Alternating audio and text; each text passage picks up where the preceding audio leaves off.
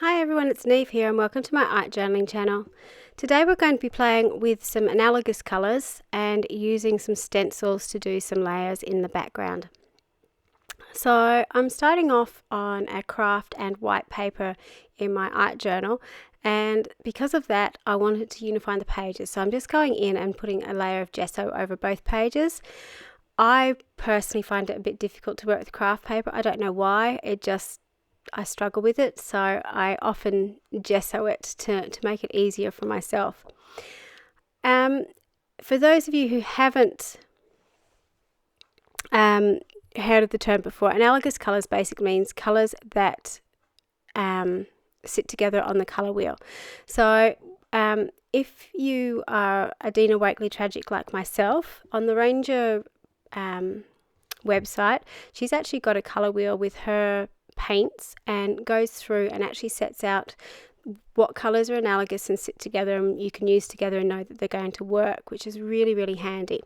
So the colours I've chosen for this are lime, marine, which is sort of that blue-green colour, and evergreen, which is a darker green colour. When I've put it down the first layer of the lime paint, I then painted over with the marine, and I made sure to overlap it, and then I put down a stencil and wiped away the excess paint. So that gives me that really beautiful ghosting technique in the background. It's a really great way to use your stencils because it's so quick and easy. You don't have to do very much to get a really cool effect on your page. So because I had two of those colours on my page, I wanted to add in the third colour, which is this evergreen colour, and to do that I decided I wanted to do some mark making. So while I didn't really have a plan of where this is going, it was just I had some stencils that were very close by me and I wanted to use them, so those are the ones I grabbed. But it had a very organic, natural feel to it, so it sort of started to guide me down that road. Once I'd finished doing my mark making, I dried it off. So I then could go in with my next stencil, which is the cutout stencil. Both these stencils are from the Crafters Workshop. I think they're the newest release from this year, and I think they're both this one definitely is Julie Fanfay Baltzer stencils, so check those out because they're beautiful stencils. So I'm just going in and sort of laying them down in different overlapping patterns. So to stencil, I'm using a neutral over the top. This is a Payne's grey colour. For those of you who follow my channel, you know I use this colour an awful lot. The reason for that, it's not quite as stark as a true black.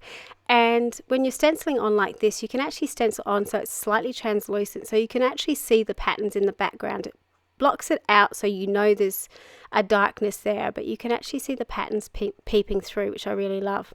The other thing that you can do with stencils is you can extend them, just like I've done there. I didn't like that little short one just sitting down, so I wanted to extend it up.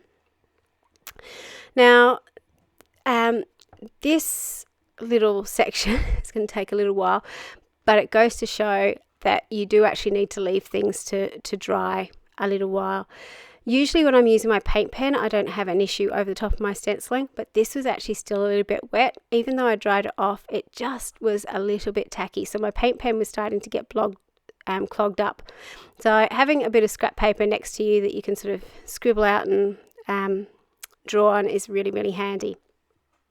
Now, I really love to draw around the outside of particularly these leafy stencils. I just really love the effect of it, and it always astounds me because when you get to the close-up of this, you will see how messy that actually is. I am just literally scribbling around this. I'm not staying within the lines. It's going everywhere. My paint pen's clogging, so there's little speckles going everywhere.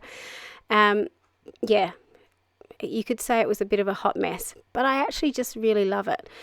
And one of my favourite artists at the moment on Instagram, Megan Whisper Quinlan, I think is her full name, or it is on Instagram anyway, her handle. When she does these little leaf things, she has these beautiful, precise white lines that she draws in them, which I was trying to replicate. But you can see by now I was getting really bored, so I'm just scribbling again those white lines in it.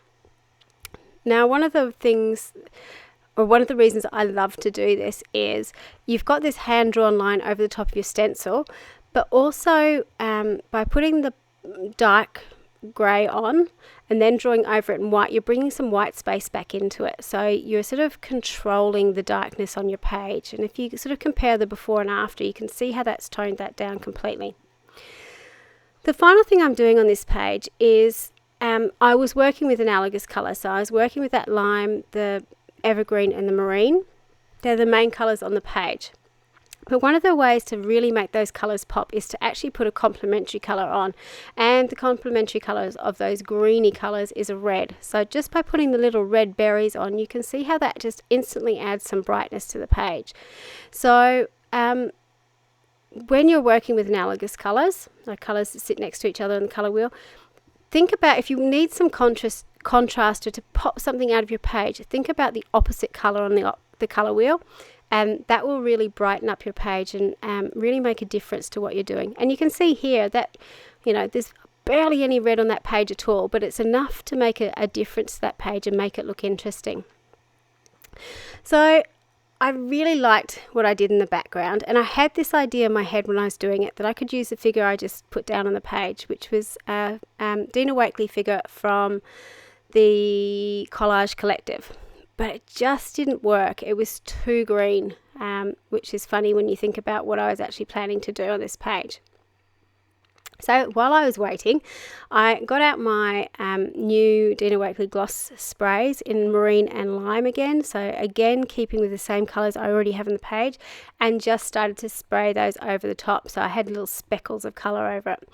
Now, I'm really, really disappointed because my fan brush that has been with me for so long, my children found it, and I found the handle of it, and I haven't found the fan bit. I don't know what they've done to it, but it's gone. I'm devastated, and I had to buy a new one, and it's just not the same. It's too soft, I think, and it's just really floppy, so I'm not getting the beautiful speckles that I used to get. So I'm going to have to go searching and see if I can find another fan brush or something to do splatters the same as my last one. So as none of my figures were working, I decided that I would make my own, which is one of the reasons I love this stamp set. It's got a beautiful large face on it, 2 large faces on it. This one's my favourite. That you can sort of cut out and make a really cool figure with really, really quickly. So I just stamped it onto some book text, which probably actually I really like how it turned out in the end. But when I was doing this, I was sort of really regretting that I did it on book text. I thought maybe I should have done it on white paper first. I decided I wanted to colour it. So I'm just going in with the scribble sticks and using some natural colours and some darker colours around the edges just to add some shadows to the face. And then I'm going in and water activating it. So you can water activate the colours themselves, but in this case I wanted to be a little bit more careful with the blending. So I found that if I scribbled it onto the page itself and then coloured in over the top, that gave me a little bit more control. So you could again use any medium to do that. It doesn't need to be the scribble sticks, but that's what I had, and they all blended in. And the good thing again is obviously all the colours that I've been using the Dina Wakley products, they all sort of work together. They're all the same colours, so I knew that they would sort of blend and have the same colours in it, which was really, really handy. Once I've done my figure and put it down, I really loved it. So now I needed to make a body. So again, I've just gone to my collage tray. This is an old will that I got from Ireland a long time ago in a pack of papers that someone was selling off, and I thought I'd cut that out and use it too. And I wasn't 100% sure if I was just going to leave it plain or if I was going to colour it.